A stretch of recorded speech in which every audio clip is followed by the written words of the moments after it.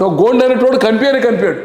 వాళ్ళు పాపం అక్కడ కొండల్లో గుట్టల్లో ఉంటారు. వాళ్ళు చదువు సంస్కారం ఉండదు, వాళ్ళ తల్లిదండ్రులు చదివారు, ఫ్యామిలీ ప్లానింగ్ చేయరు, లంబడైజ్ ఎడ్యుకేటెడ్. ఎలాగైతే మాదిగా మాల అంతా సోఫిస్టికేటెడ్, పారిశ్రామిక వెళ్తారు కానీ ఎంపీలు కానీ ఎమ్మెల్యేలు కానీ అధికారులు కూడా వాళ్ళే పర్సంటేజ్, మోర్ దెన్ 75-80 రిజర్వేషన్ లేకపోవడం వల్ల వాళ్ళని లిఫ్ట్ చేస్తున్నారు. దీనివల్ల వాళ్ళకి అన్యాయం జరుగుతుంది. ఇప్పుడు ఏదైతుందో ఇది మోడీ గారు స్వయంగా పరేడ్ గ్రౌండ్స్లో వచ్చిన తర్వాతనే సుప్రీంకోర్టు వచ్చింది కదా. ఈరోజు మోడీ గారు కంకణం కట్టుకున్నారు. ఆల్రెడీ సుప్రీంకోర్టు ఇచ్చింది. సుప్రీంకోర్టు ఇచ్చిన తర్వాత రేవంత్ రెడ్డి గారు మొదటిగా స్పందించింది 29 రాష్ట్రాల రేవంత్ రెడ్డి గారు మొదటి అసెంబ్లీ తీర్మానం మేమే చేస్తాము, సుప్రీంకోర్టు కాపీస్ వచ్చిన తర్వాత అమలు చేసేది తెలంగాణ రాష్ట్రమే అనౌన్స్ చేసాడు. ఇంకెందుకండి? ఖర్గే గారు చెప్పారు కదా, రాహుల్ గాంధీ గారు చెప్పారు కదా, సోనియా గాంధీ గారి వర్గీకరణకు రాజశేఖర రెడ్డి గారు తీర్మానం చేసింది కదా, చంద్రబాబు గారు తీర్మానం చేసింది కదా. ఇంకెందుకండి? ఈరోజు పార్టీ లైన్ ఏముంది? ఖర్గే ఏఎస్సీ అధ్యక్షుడు డిక్లరేషన్ చేశాడు, మాదిగా ఇచ్చారు. 2014 ఎలక్షన్ చేశాడు. మరి మేనిఫెస్టోను కాదని, పార్టీ లైన్ కాదని ఈరోజు వివేక్ ఏదైతుందో డబ్బులు ఉన్నది కదా అని డబ్బులు ఖర్చు పెట్టి ఏదైతుందో చేస్తా అంటే ఆ కుటుంబం నుంచి ముగ్గురండి. వెంకటస్వామి గారిని తీసుకెళ్ళింది నేను. రీబర్త్ వెంకటస్వామి గారికి 83లో జూన్లో ఉప ఎన్నిక వచ్చింది పెద్దపల్లి. కోదాటి రాజమౌళి గారు చనిపోతే అతను టికెట్ అడిగాడు, పిసిసి అధ్యక్షుడిగా ఉండే అప్పటి వరకు. తెలుగుదేశం వచ్చిన తర్వాత కూడా జనవరిలో వచ్చేది 83లో, జూలైలో రాజశేఖర రెడ్డి గారు 83లో పిసిసి. అప్పటి వరకు అతనే ఉండే. అతను పిసిసి అధ్యక్షునిగా ఉండి పెద్దపల్లి టికెట్ అడిగాడు. అప్పటి వరకు సిద్దిపేట ఎంపీ అని 62, 67, 71, 77 కేంద్ర మంత్రి ఇందిరాగాంధీ క్యాబినెట్లో, మళ్ళీ పివి నరసింహారావు క్యాబినెట్లో. పెద్దపల్లిలో 83 జూన్లో ఉప ఎన్నిక అడిగిండు, ఇందిరాగాంధీ బతుకున్నది టికెట్ ఇవ్వలే.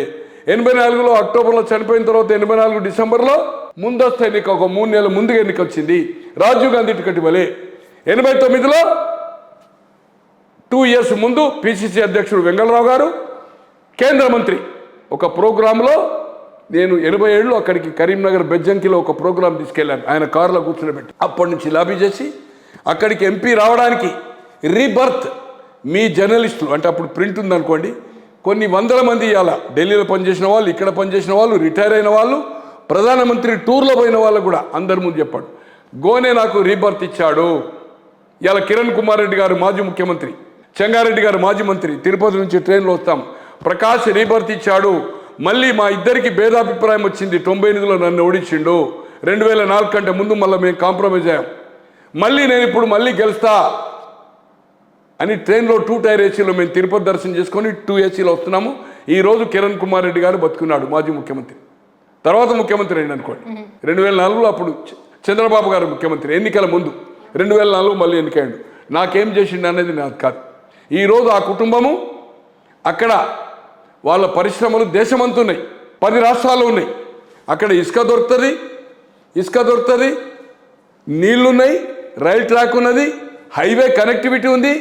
వాళ్ళు చేసే సిమెంట్ రేకులు అక్కడనే సేల్ అవుతాయి. అక్కడ ఎందుకు పెట్టడం లేదు ఫ్యాక్టరీ? 10 రాష్ట్రాల్లో పెట్టారు, అక్కడ ఎందుకు పెడతలేరు?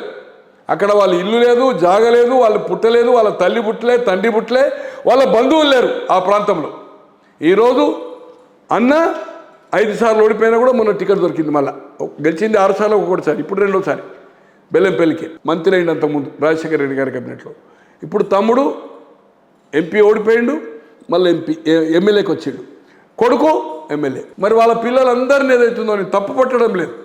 లవ్ మ్యారేజ్ అయితే వేరే సంగతి, అరేంజ్డ్ మ్యారేజ్ మరి నువ్వు దళిత నినాదం తీస్తున్నావు కదా, దళితులు గలిచులు అన్నావు కదా.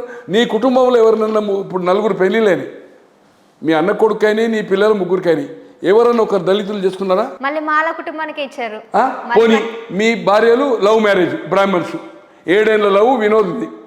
ఓ వాస్తు అనిపోయిండు, ఏది ఫ్యాక్టరీ వాస్తు కోసం పోయి ఆయనే చెప్తుండే వెంకటస్వామి గారు, మా ఓడు వాస్తు పోయి ఆ ఇల్లుకే వాస్తు పెట్టిండు. సరోజ ఆమె లవ్ మ్యారేజ్, వాళ్ళ తండ్రి ఏదైతుందో జర్నలిస్ట్ కాలనీలో ఉంటాడు, ఇక్కడ ఆంధ్రజ్యోతి కేశవరావు ఇల్లు ఉంది కదా, ఈ పంజగుట్ట నాగరం సర్కిల్లో. లవ్ మ్యారేజ్ ఆ పిల్లది కూడా. అరేంజ్డ్ మ్యారేజ్ కూడా మీరు దళితులు చేసుకుంటలేరు. అటువంటిది మీరు దళిత రిజర్వేషన్ తీసుకునడము తాపీ పని నుంచి టాటా బిర్లా స్థాయికి, ఓల్డ్ సిటీలో సైకిల్ మీద తాపీ పని చేసిపోతుండే. అలా అనుభవించి ఈరోజు నువ్వు మీటింగ్ పెట్టి డబ్బులు నేను చెప్పి పార్టీ లైన్ కాదని సుప్రీంకోర్టు ఫుల్ బెంచ్ దాన్ని కాదని అది కాదు అనేది ఏదైతుందో దూషణ పర్వం చేయడము ఖచ్చితంగా యాంటీ పార్టీ యాక్టివిటీ అవుతుంది. ఈరోజు ఏదన్నా ఈ మాదిగకు లాభం జరుగుతుందంటే ఈరోజు మెరిట్ తెలంగాణ వచ్చిందంటే కేసీఆర్ పోరాటం 2001 నుంచి 13 సంవత్సరాలు పోరాటం. అంటే అందరూ కోఆపరేట్ చేసినా ఎక్కువ భాగం ఏదైతుందో క్రెడిట్ కేసీఆర్ గారు. ఈరోజు ఇక్కడి వరకు సాధించిందంటే మందకృష్ణ. ఖచ్చితంగా ఏబిసిడి కేటగిరీ కావాల్సిందే. అన్యాయం జరిగింది ఇంతకాలము. అసమానతలు తొలగిపోవాలంటే తప్పు లేదు. జాతిని విడగొట్టడం లేదు. బీసీలు ఎట్లయితే కేటగిరేషన్ ఉందో కులాలను మీరు వాళ్ళు పిల్లలు నేర్చుకోరు కదా, ఒకవైపు ఉండనే ఉండరు కదా గ్రామాల్లో. కమాన్ ఎవరైతే ఈరోజు మీటింగ్లు పెడుతుండ్రో ఎవరైతే గ్రామాల్లో పోదాం. మాదిగల వాడ వేరే, మాల వాడ వేరే, నేతకాని వాడ వేరే. నేతకాని అని ఉంటే ఇప్పుడు ఒక వెంకటేష్ అని పెద్దపల్లి ఎంపీ అయ్యాడు కదా, చిన్నయ్య అని బెల్లపల్లికి వెళ్ళాడు. వాళ్ళు ఏంటంటే వాళ్ళు వ్యవసాయదారులు, వాళ్ళు కొంచెం తెల్లగా ఉంటారు. మాదిగంటోళ్ళు మ్యాక్సిమం 99% బాగా బ్లాక్ ఉంటారు. కొంచెం యావరేజ్ బ్లాక్ మన్నెపల్లి ఉంటారు. ఇక డెక్కలి దాంట్లో చాలా ఉన్నాయి అనుకోండి. ఏది మన ఈయన ఉంది కదా శ్రీహరి గిట్ట ఏదో ఉంది కదా వాళ్ళ పేరుంది బైండ్లా గిట్ట, దాంట్లో తెగలు. అదంతా పాయింట్లే. ఈ మెయిన్ మూడే నేతకాని, మన్నెపి అండ్ మాదిగ. ఇవన్నీ దళితులకి ఈ మూడే మేజర్ పాపులేషన్. తెలంగాణలో ఇప్పుడు ఏదైతుందో మాదిగ వాళ్ళకి అన్యాయం జరుగుతుంది. ఉద్యోగాలు కానీ రాజకీయాలు కానీ ఖచ్చితంగా ఏదైతుందో ఈ కేటగిరేషన్ అనేది 100% జరుగుతుంది. 2004 5 ఏళ్లలో 23,000 ఉద్యోగాలు వస్తే 50 ఏళ్ళు వచ్చింది 1800 కేటగిరేషన్ వల్ల. మాలల కింద వచ్చింది 72,000 ఉద్యోగాలు వచ్చాయి. సో ఇది ఖచ్చితంగా ఏదైతుందో ఇది మొదటి నుంచి 96 నుంచి నేను మద్దతు పలుకుతున్నా. ఈరోజు కూడా నేను ఒక పౌరున్నే. న్యాయం ఏదైతుందో వాళ్ళకి అన్యాయం జరిగింది. రాజకీయంగా కానీ, ఉద్యోగ అవకాశాలు కానీ, పారిశ్రామికలు కానీ, ఎవ్రీథింగ్లో. ఈవెన్ లోన్, ఎస్సీ లోన్ ఉంటాయి కదా, కార్లకు సబ్సిడీలు ఉంటాయి కదా, ప్రతి దాంట్లో ట్రాక్టర్లు కానీ ప్రతి దాంట్లో అన్యాయం జరిగింది.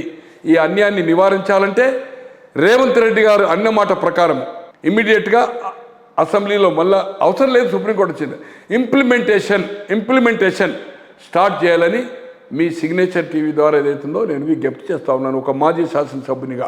అది క్షుణ్ణంగా ఆ కమ్యూనిటీస్ తోటి సంబంధాలు, నాకు ఫ్రెండ్స్ ఉన్నారు, నేను గ్రామాల్లో కావాలంటే వాళ్ళని పర్యటన చేయండి. నేను మాట్లాడిన దాంట్లో ఏ ఒక్క తప్పున్నా, ఏ శిక్ష వేసినా కూడా నేను ఒప్పుకోవడానికి తయారుగా ఉన్నా.